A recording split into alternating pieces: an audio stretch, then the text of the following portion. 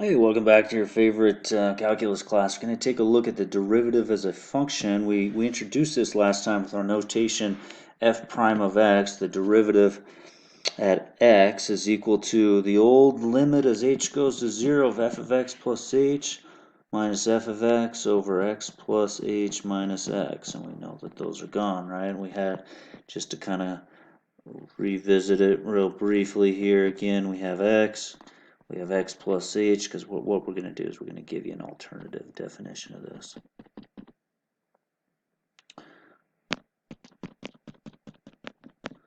And we know that the slope of the secant is y2 minus y1 over x2 minus x1. And what we did is we pulled this in closer and closer and closer. In other words, we have the limit as h goes to 0 of this is equal to the slope of the tangent line drawn in red. Here's the slope of the tangent, right? So we let this h distance, right? We pulled this in, we let h go to 0, this h distance, right? This is the distance h here. Oops, h, the distance h there. So that's our derivative. And this was our difference quotient right there. That's our difference quotient, that's called. So we run the limit as h goes to 0 on our difference quotient. Let me get my blue pen, my beloved blue pen here. So using the definition, we calculate the derivative of the function. So let's do it with the old classic definition. K prime of z would then be limit as h goes to 0 of k of z plus h minus k of z, right? It doesn't always have to be f of x, over x2 minus x1. Notice that the z's are gone. So we got a limit h goes to 0. So I'm going to go to the side. Here's k of z, so I'm just going to throw in z plus h for my z's, right? So I got 1 minus z plus h over 2 z plus h minus the original function, which is 1 minus z over 2z. This is all over our h here, right? Our z plus h minus h. We just got the h right there. Now what we're going to do is we're going to get a common denominator so that I can combine these right here, right? Notice they this has a z plus h. This other side does not. So I'm going to give it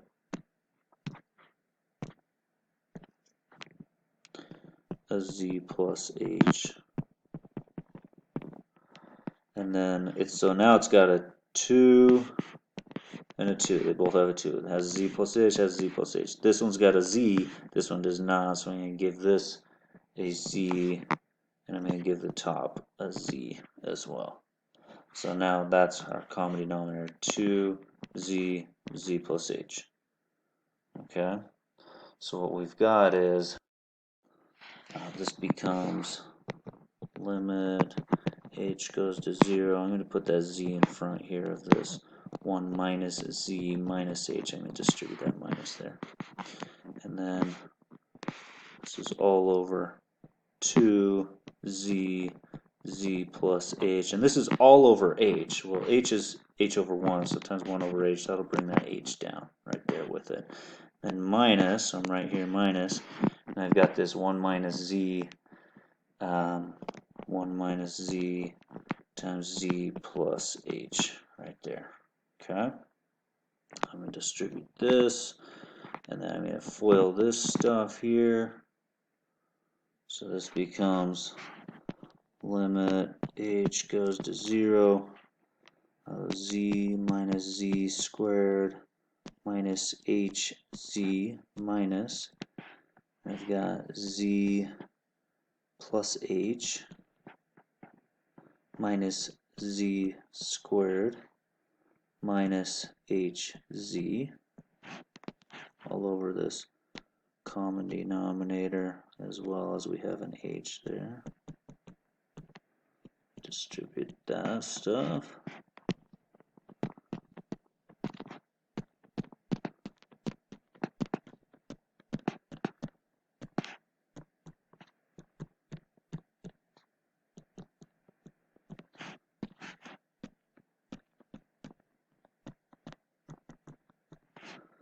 Z minus z gone. Negative z squared plus z squared, that's gone. Negative hz plus hz, that's gone. So we got a negative h over 2zh times z plus h. H is gone, right? Now I want those to be gone because I don't want to throw 0 in for h because that'd be a 0 on the bottom. So we've got limit h goes to 0 of negative 1 over 2z times z, and now we can throw that 0 in for h. So negative 1 over 2z times z, which is 2z squared. So k prime of z is negative 1 over 2z squared. Okay, so this is the derivative of the function. So they asked us, do this first, find the value of the derivative as specified, and then tell me what k prime of negative 1 is. So k prime of negative 1 would be negative 1 over 2 times negative 1 squared. So we got negative a half. So if k prime of z is negative 1 over 2z squared. Same thing if I plug in positive 1, I'd still get negative a half. If I plug in k prime of root 2, I got negative 1 over 2 times square root of 2 squares is 2, so we got negative 4 for that one. That's k prime of root 2, and so on, right? All right, let's keep going here. That just gives you the solutions there. The alternative form of the derivative. Okay, so we have, oops.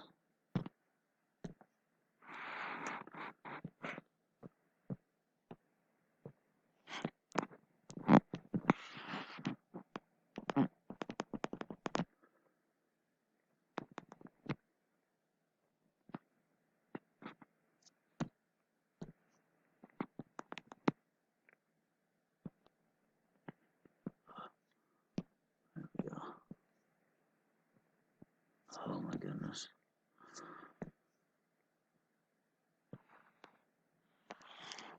Okay. So limit, so f prime of x, limit h goes to 0, f of x plus h minus f of x, x plus h minus x. Those are gone. All right, so what's this alternative form saying? This is saying, what if instead, and this is just for convenient purposes, what if we created an alternative form of this derivative? And again, the reason being that sometimes finding a derivative function is more convenient with this alternate definition of the derivative. That's the only reason, at least that I can think of, for the alternative form. So what we're going to do is we're going to let this be z here. Okay, and we're still going to, similar to, we're bringing this point down. Right, where limit as h goes to 0, so that we can eventually get the slope of the tangent, which is right here in red. Right, here's our slope of the tangent. That's what the derivative is, slope of the tangent. So what we're going to do with the alternative definition is we're going to call x plus h, we're going to call that z. And we're going to allow z to get closer and closer and closer to x. Again, we're moving that point x plus h, so the slope of the secant will be approaching, finally getting to the slope of the tangent. So f prime of x would be the limit as z goes to x, right? Because usually we have limit as h goes to 0, but what we're letting z be x plus h. So in other words, h equals z minus x. So if the limit as h goes to 0, right? As h is going to 0, in other words, z minus x is going to the 0, in other words, z is going to x, right? This point, we're bringing it in each time, right? We're bringing it down, so the limit as z approaches x, and then it'll just be, all right, this is z, f of z, this is x, f of x, so it'll be y2, right, minus y1, minus the y1, over x2 minus x1. So there it is, right? There's an alternative form for finding a derivative function. Alternative form for finding derivative function. And let's use it. That's just a picture of it. So let's say we've got g of x equals 1 plus root x, or f of x. We'll call it f of x here, whatever you want to call it here. F of x. We'll just stick with f of x. 1 plus root x, okay? So f prime of x, using the alternative form as the limit as z goes to x, f of z minus f of x all over z minus x, right? We're going to use that. So first let's find the derivative of the function. So f prime of x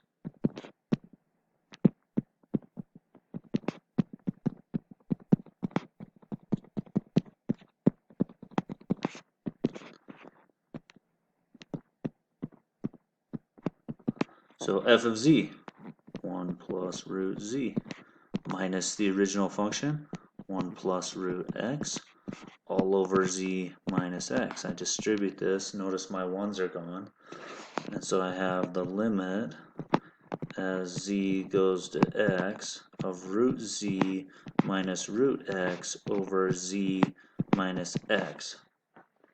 Now I don't want to let z be x, you know, like before we would let h be 0, right?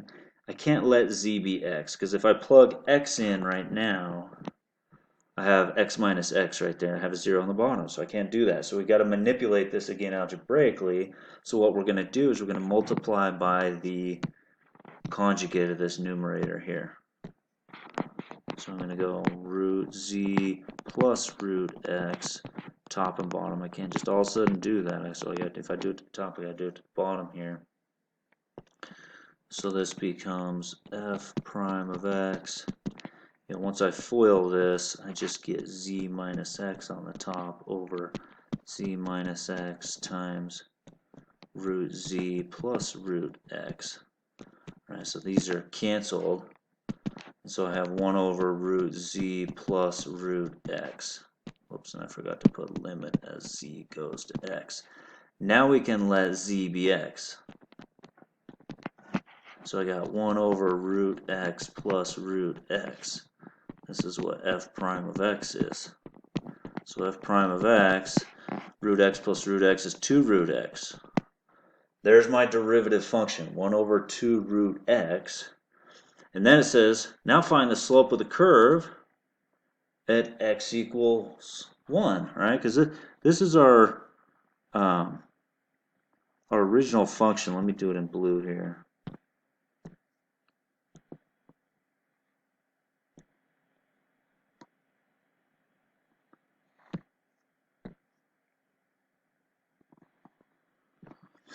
So at 1,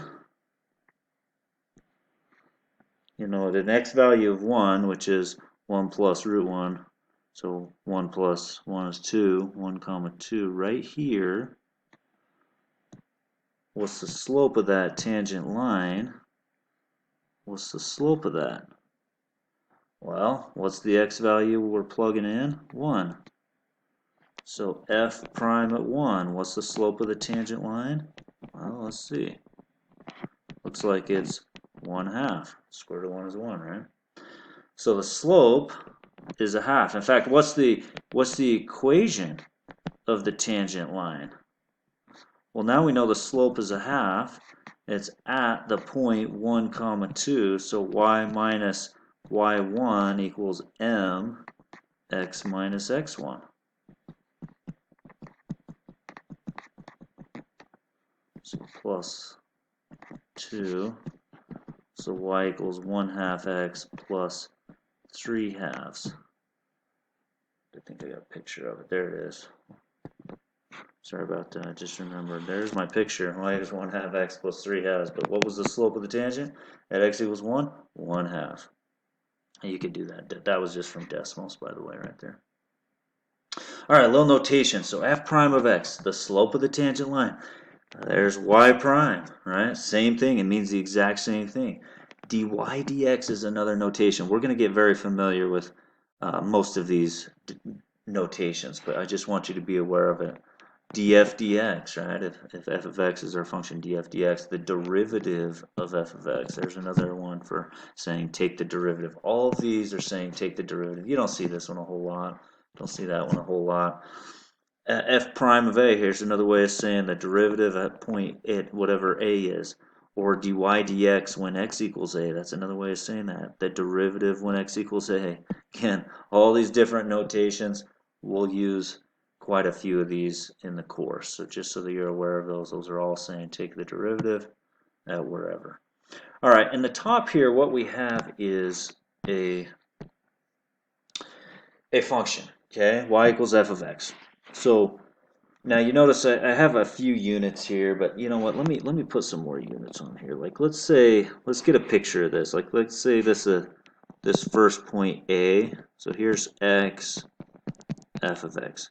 So let's say A is at -3, like that's its x value. And let's say the y value is up here at like, I don't know, 12-ish or so. Okay, let's get a picture of this. B, let's say B is like at 3. You know, C you can see is at 5, right? This x value at 5. D is at an x value, let's say 9. And then E, let's say that's at an x value like 13 or something, right? This is B, C, this is the x locations of those, right? So how high is it at 3? You know, at point B, it looks like that's at 10. C looks like it's at, it's about 7.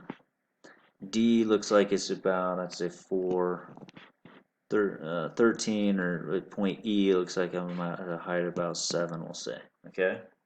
So how could you get from that information here, how can you get from there to graphing the derivative? Okay, so x f prime of x. Well, remember, the derivative is the slope of the tangent.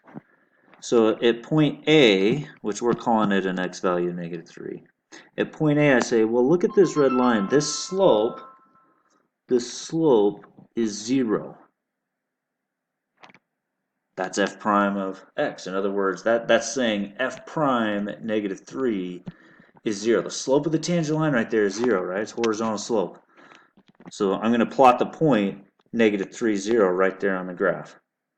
At B, this slope, the slope of the tangent, and they tell us it's -1. Right? So at this B value,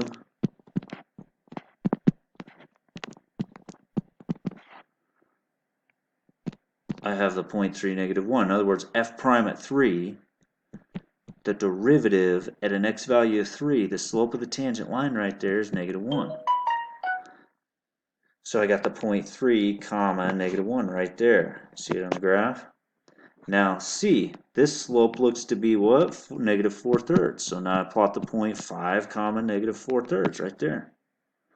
At D, my slope is 0 again. At E, they're giving us a little information. It looks like it's up 8 over 4, right? Or over 4 up 8.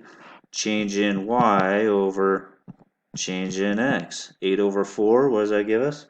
2. There's 13, 2 right there. There's our 10, comma 0 right there. Anyways, you graph that, and that's how you get the graph of the derivative function. Okay. All right, differentiability on an interval.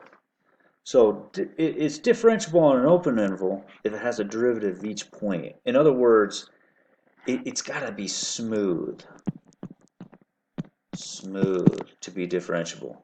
Okay. Now, not only must it be smooth, it's also got to be continuous, by the way. To be differentiable, it must be smooth and it must be continuous. Okay, so to be differentiable must be smooth. In other words, the limits from the left and from the right agree. And it must be continuous. In other words, it's got to be defined at the point. So to be differentiable, it's got to be smooth and continuous, okay? Now, this is talking about to be differentiable on an open interval. It's just got to be differentiable at each point in the interval. To be differentiable on a closed, it's just got to be the left hand and the right hand have to agree. So in other words, this could be differentiable on this closed one as long as the limit exists right here, and it does. The left hand limit exists, right? And then over here, as long as the right hand limit exists. And you notice that throughout this, it's smooth. So it's differentiable in between as well as at the end point. So that is differentiable on a closed interval. Now, what about like the absolute value function, right? You look at the absolute value function, you say, well, at the origin, at x equals 0, you know, if I'm approaching it, what's the limit from the right-hand side? The limit from the right-hand side is 1. The limit from the left-hand side is what? Negative 1, right? The slope of the tangent there is 1 from the right. Slope of the tangent from the left is negative 1. They don't agree. So at x equals 0, see this sharp point right there? It's sharp. No, not differentiable at x equals 0. It's not smooth and continuous there at the origin. You know, everywhere else along this thing is smooth and continuous. That's fine, but not right there at x equals 0. There's a little better picture of it, right? So no sharp points. Differentiability means it's got to be smooth, got to be continuous. What are some other issues? So if you have any sort of corner, then your limits as you approach that from each side are not going to agree, right? So the one-sided derivatives differ. In other words, the limits as you approach, right? Because you're running the limit on that difference quotient to find the derivative. Same thing with the cusp, right? The limit as you go from the left here is different from the limit from the right, right? So no cusps. Again, no sharp points, no sharp points. Now, if your tangent line's vertical, what's the slope of a vertical line? It's undefined, right? It's undefined. So there's no derivative there because your slope is perfectly vertical. In other words, the slope is undefined. That's a problem. Okay, so that's kind of a unique, kind of weird situation there. Notice here we have a gap, right? It's not even continuous, so it doesn't work here. Now, what about here? You notice the limits agree. They're both agreeing. The limits there. This thing's smooth, but the problem is, you see the gaping hole? It's not continuous. To have a derivative, right? To have a slope of a tangent line, the point's got to be defined that right there. It cannot be discontinuous. So you got to be smooth and you got to be continuous to be differentiable. Oscillation is another issue, right? We can't be discontinuous here near the origin. That limit's not even agreeing there. So it's again smooth and continuous. So if you have a derivative, then, in other words, we've guaranteed that not only are we smooth, but we must be continuous. So differentiability implies continuity.